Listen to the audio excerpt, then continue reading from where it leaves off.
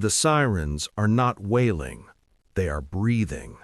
Low, rhythmic pulses of blue and red light against the wet bricks of a Harlem alleyway. The handcuffs are too large. They slide down the boy's thin wrists, cold steel biting into skin that hasn't yet lost its softness. He's 14, maybe 15. His eyes are wide, reflecting the damp pavement, paralyzed by the weight of two men in heavy coats who stand over him like gods of the sidewalk. They aren't looking for the truth. They are looking for a closing file. They are looking for a name to pin to a crime that needs a face. In the back of the precinct, the air is thick with the smell of stale coffee and fear. The boy sits under a single bulb.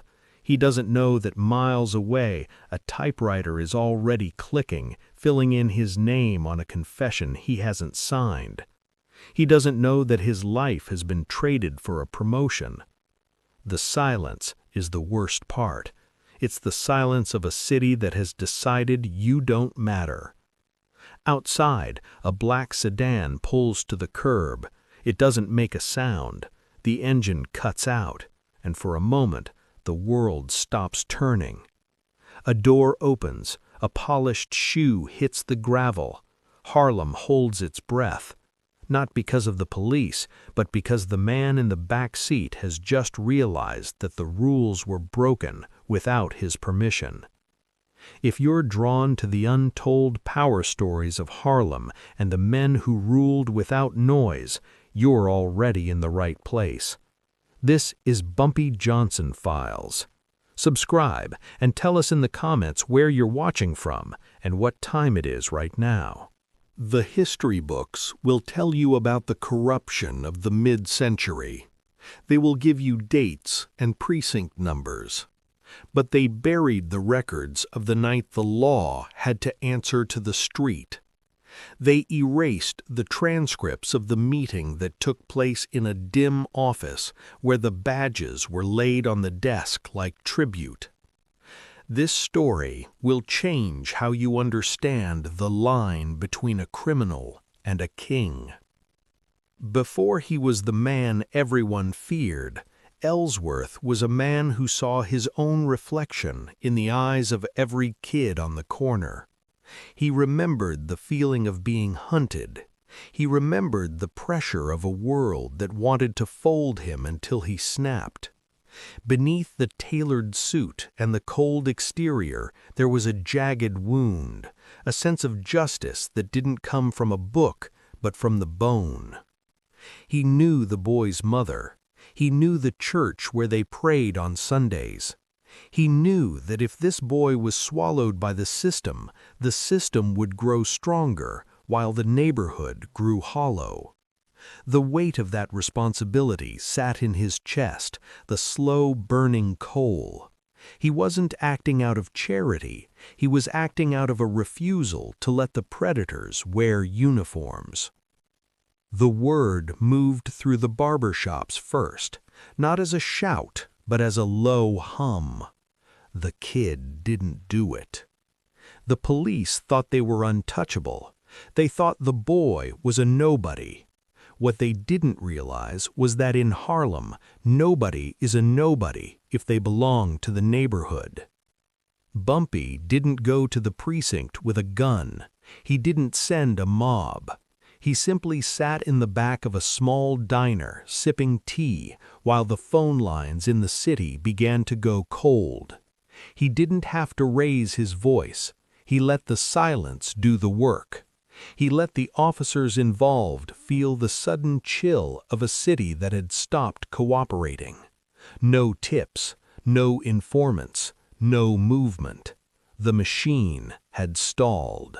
What the officers didn't know was that their own ledgers were already on Bumpy's desk. Every bribe they'd taken, every debt they owed to the mob, every secret they thought was buried in the basement of the station. This is where everything changed. He wasn't just defending a boy, he was dismantling a lie. The tension escalated with every passing hour. The officers felt the eyes on them. They felt the shift in the air when they walked the beat. It wasn't hatred, it was a countdown. That decision to frame the boy would haunt them for the rest of their careers. He delayed the payoff. He let the police sweat in their own station for 3 days. He let them believe they were winning while he slowly tightened the knot. He waited until the boy was hours away from being moved to the tombs. The meeting happened at 2 a.m. It wasn't in a dark alley, but in the center of a well-lit restaurant. The detectives arrived looking like men going to their own execution. They sat across from a man who looked like a diplomat, his hands folded neatly on the table. The reveal was quiet. Bumpy didn't threaten them. He simply laid a folder on the table. In it wasn't the boy's innocence, but the detective's guilt. He didn't ask for the boy's release. He demanded the truth. He watched as the color drained from their faces, as the power they thought they had evaporated into the steam of their soup. The confession didn't come from the boy. It came from the men who handcuffed him. They wrote it themselves, admitting to the frame, naming the names, and clearing the record. It was psychological. It was absolute. Word spread like a fever. The story of the boy who walked out the front door of the precinct while the detectives stayed behind to face the internal fire became a legend. It wasn't just a win for a kid. It was a permanent change in the rules of engagement. The police learned that night that there were lines you did not cross, and those lines were drawn in ink by Bumpy Johnson. Power isn't the ability to break the law.